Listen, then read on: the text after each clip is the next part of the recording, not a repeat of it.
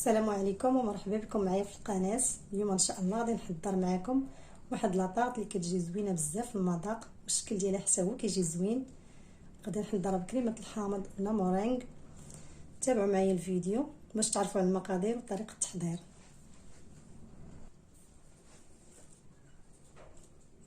بالنسبه للمقادير، نص كاس ديال السكر سنيده، نص كاس ديال الزيت، 2 كيسان ديال الطحين ولا الفورص، بيضه وحده، كيس ديال الخميره.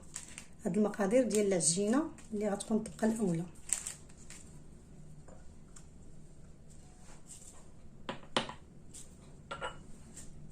بسم الله.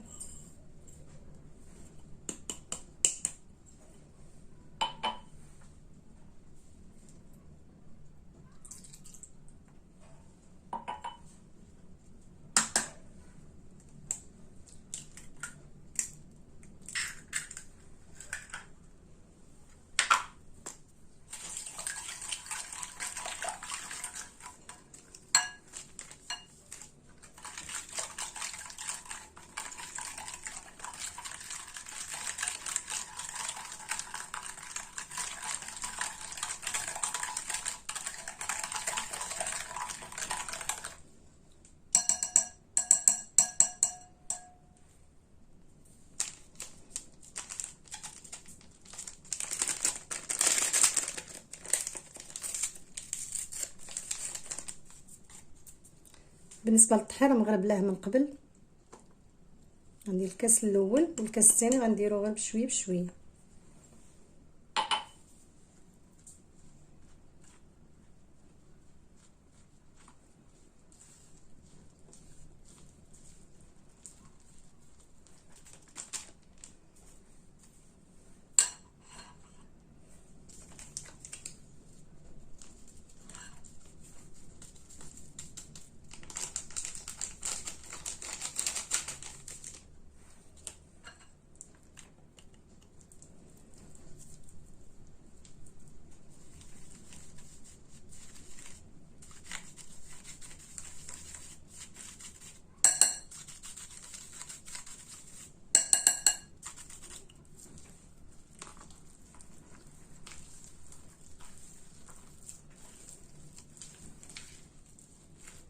بالنسبه للكاس الثاني غادي غير شويه بشويه.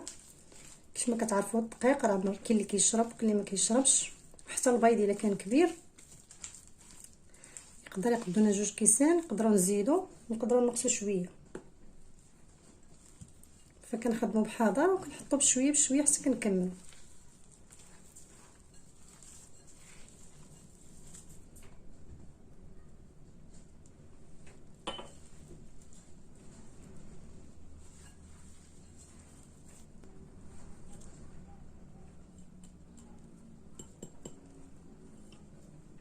الكاس الثاني درتو كامل.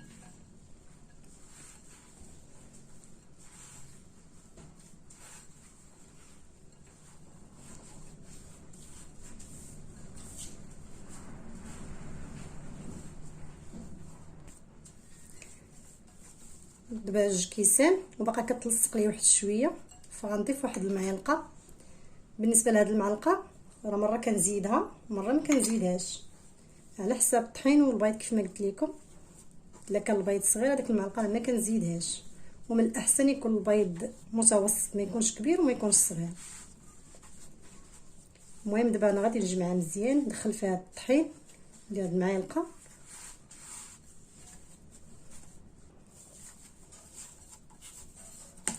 المهم ديروا نتوما 2 كيسان في الاول، ضروري ديروا 2 كيسان وحتى تخلطوها وتشوفوها باقا كتلصق، عاد باش تزيدوا ديك المعلقه. جمعتوها ولقيتوها بحال هكا، هذا هو القياس ديالها، لقيتوها بحال هكا ما تزيدوش المعلقه ديال الطحين باش ما تجيكمش ناشفه. هذيك المعلقه كنبقى نزيدها ولا كنقصها، داكشي علاش عطيتكم في الاول 2 كيسان، كتبقى اما تزاد اما تنقص. صافي دابا غادي نحطها واحد 5 دقائق ونرجع باش نقرصها. غادي نديرها في هذا المول نقرصها فيه، عندي هذه القاعده كتهز. اللي ما عندوش هذا المول ممكن يديرها في المول العادي ولكن ما غاديش يقلبها، غادي تقطع في نفس المول، غادي تقدم في نفس المول وتقطع فيه، لان لا تقلبات غادي يخسر لها الشكل ديالها. المورا دهناها بالزبده بلا طحين بلا والو، غير الزبده صافي. وغادي نقرصها كامله هكا على المول، وغادي نطلعها من الجناب. واللي بغى يديرها في بلاستيك غذائي يقرصها بالمدلك يديرها، ماشي مشكل. انا كنفضل هاد الطريقه وكتجيني احسن.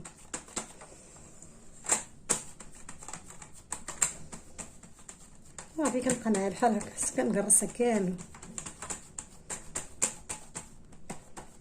كنبقى نقرص وفي نفس الوقت كندفع في العجينه باش تطلع لي من الجناب.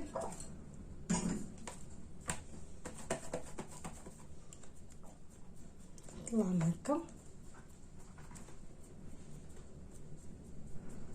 كنقرص العجينه من هنا وتندفع، والبلاصه اللي جاتني غليظه ولا رقيقه كنقاده باش تجينا العجينه كلها الحلوه تجي كلها مقاده. صافي وغندير لها كامله هكا، غندور بها كامله حتى كتلبس على القالب، ونحاول ندخلها الجناب مزيان باش ياخذوا لينا الشكل ديال القالب.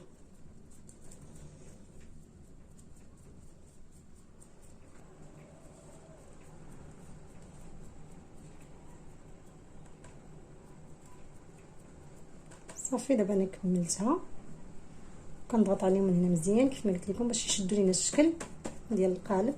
الا بانت لي شي بلاصه هنا رقيقه كنجيب العجينه اللي عندها، وإلا غليظه عاوتاني تنقرصها مزيان باش كتجينا طلاطاغ متساويه.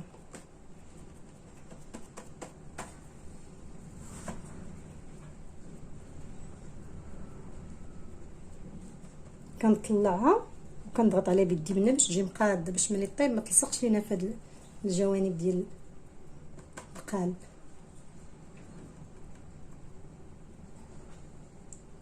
صافي غنحطها في الثلاجه على ما وجدت المقادير ديال الكريمه وغادي نخرجها.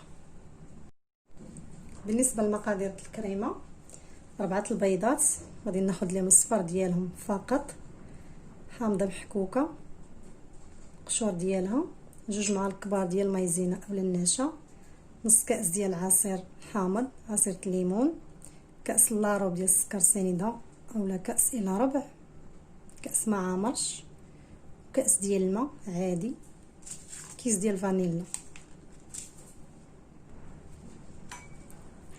هما 4 البيضات درتهم في هاد الكاسرون.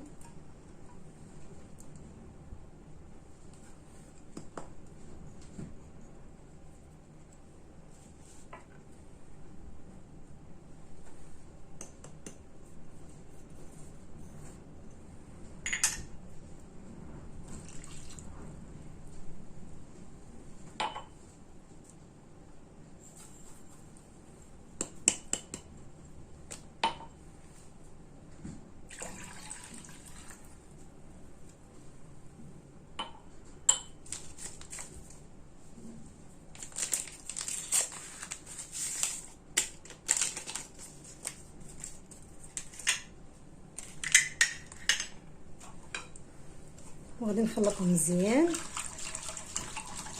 باش تذوب لي ديك السنيده والفاني وحتى البيض والنشا ما يتكلوش. عاد غادي نحطهم في البوطه وما نحيدش يدي على التحريك، غادي نبقى نحرك حتى تذوب لي، حتى تعقد لي الكريمه مزيان باش ما تكللش ليا.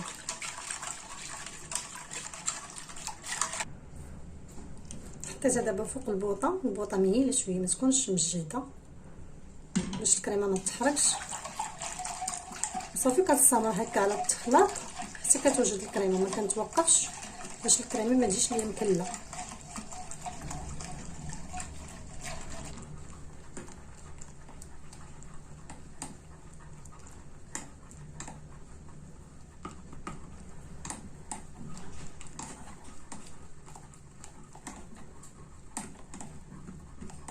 صافي دابا الكريمه هي وجدات،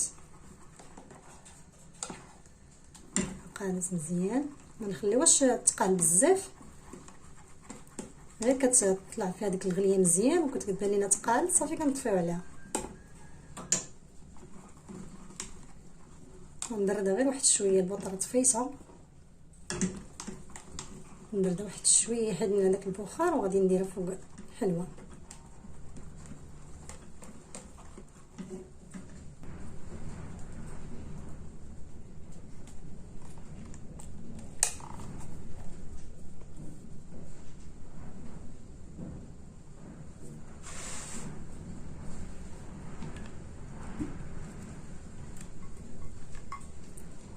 ما كنخليوهاش حتى كتبرد بزاف، غير شويه كنفتروها غير شويه وصافي ونحطها فوق العجين.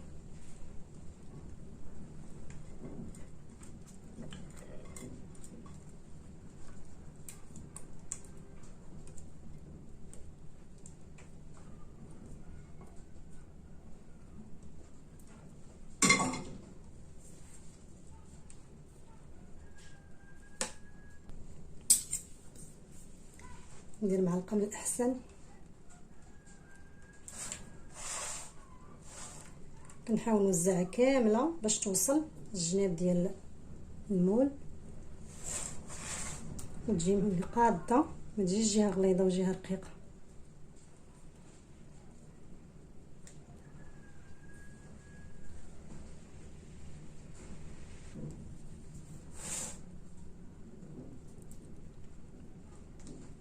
صافي راه مازال ملي غتدخل الفران غادي تسخن، غادي هاد الكريمه تطلق.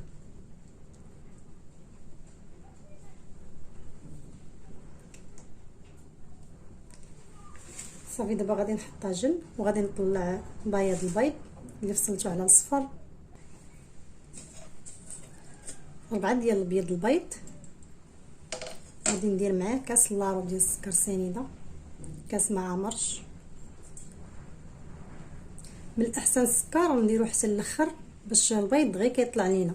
هذه ملاحظه مهمه، البيض الا درنا معاه السكر من الاول ما كيبغيش يطلع مزيان. انا راه نسيت كنت غادي نحطو، غادي حتى نطلعو شويه مزيان عاد باش نزيد السكر. وغندير واحد شويه ديال الملحه، غير شويه ماشي بزاف.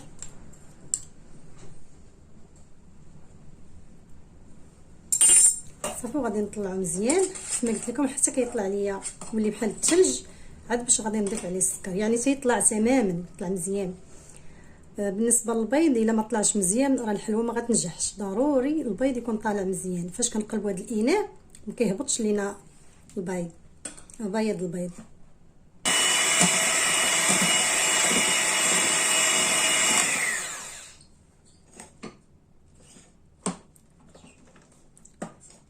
شوفوا الكريمه كيفاش ولات البيض كيف ما قلت لكم الا طلعتها مزيان هانتوما ما كتهبطش، خاصها ضروري تطلع مزيان باش الحلوه تنجح معانا. صافي دابا غادي نزيد عليها السكر ونخلطها غير خلطه خفيفه صافي ونحيد.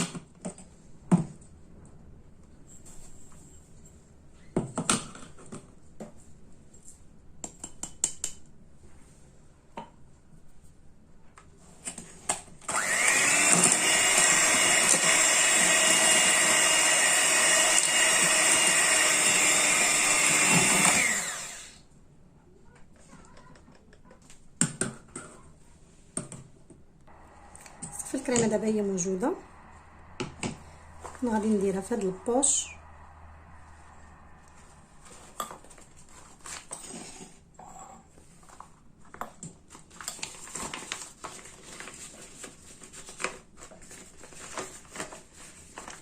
كنديرها في البوش باش تسهل عليا وكتعطينا واحد الشكل زوين ديال الوريدات.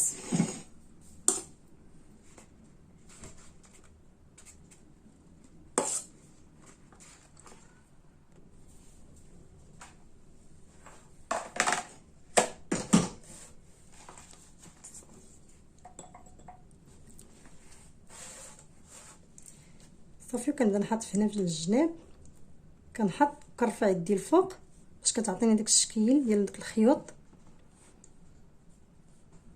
كيجي الشكل ديالهم والمنظر زوين. كنحط وكنهز يدي الفوق. علاش قلت لكم خاص بياض البيض يطلع مزيان، الا ما طلعش مزيان فاش غنحط هاد الكريمه غادي تسيح وما غيجيش الشكل ديالها زوين.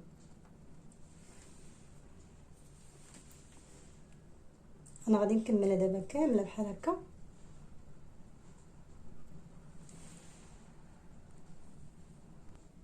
وغادي نرجع بنفس الطريقه حتى كنكملها كامله. غنبقى غاديه معها بحال هكا على هذا الشكل حتى كنكملها. ودائما كنهز يدي الفوق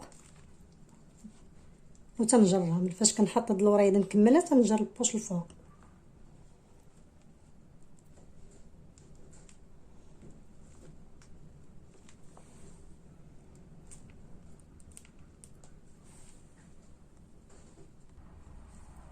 صافي دابا كملتها.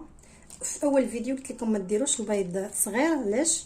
لان الا درتو البيض صغير فاش كطلعوا بيض البيض ما تيقدناش في هذه الحلوه. يعني الحلوه ما شاء الله راه كبيره، الا جا كان البيض صغير ما غاديش يقدنا فاش غنطلعوه. انا شحال من مره وقعت ليا كندير البيض صغير كننسى، ماشي عارفاها ولكن تنسى. كندير البيض صغير كنقول صافي معليش، فاش كنطلع الكريمه وكنجي نعمرها ما كتقدنيش. الا درتو البيض كبير هانتوما كما تشوفوا انا راه قداتني مازال واحد شويه انا. فهذه ملاحظه مهمه حتى هي ما تنساوهاش. صافي هذا هو الشكل ديالها. دابا بقى لي غير ندير ليها واحد رشه ديال اللوز الفيلي، رقائق اللوز.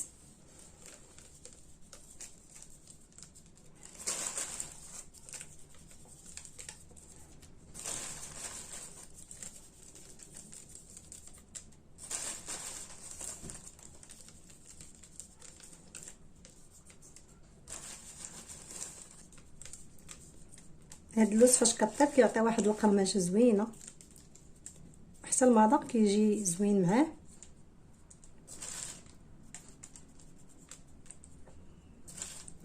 صافي دابا غادي ندخل الفران وغادي نشعل الفران غير من التحت حتى كتحمر مزيان. انا كنحطها في الفران اللي عندي كطيب ليا مره واحده من الفوق ومن التحت. وانتم كل فران كيفاش كيطيب. ردوا ليها البال ما تخليوهاش تحرق بزاف، خاصها اللون ديالها يجي غير مذهب باش كيجي الشكل ديالها زوين. الا طابت لكم من التحت وبقات من الفوق بيضه هبطوها لتحت ولا شعلوا على العافيه من الفوق. هاد الحلوه صافي دابا راه ما بقيناش غادي نزينوها. فاش غادي طيب هي غتخرج من الفران مزينه راسها. الحلوه بعد ما طابت يلا خرجها من الفران راها مازال سخونه. نتوما كيف ما كتلاحظوا راه ما كتلصقش نهائيا.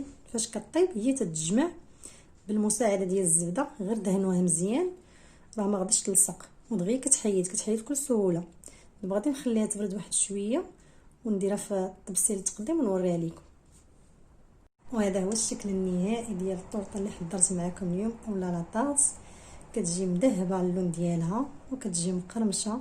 قد ما بقات هاد الحلوه في الثلاجه كتزيان كتزيد تبنان.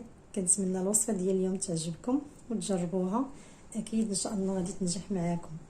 كنشكركم جزيل الشكر على المتابعه والمشاركه، والى اللقاء فيديو قادم ان شاء الله.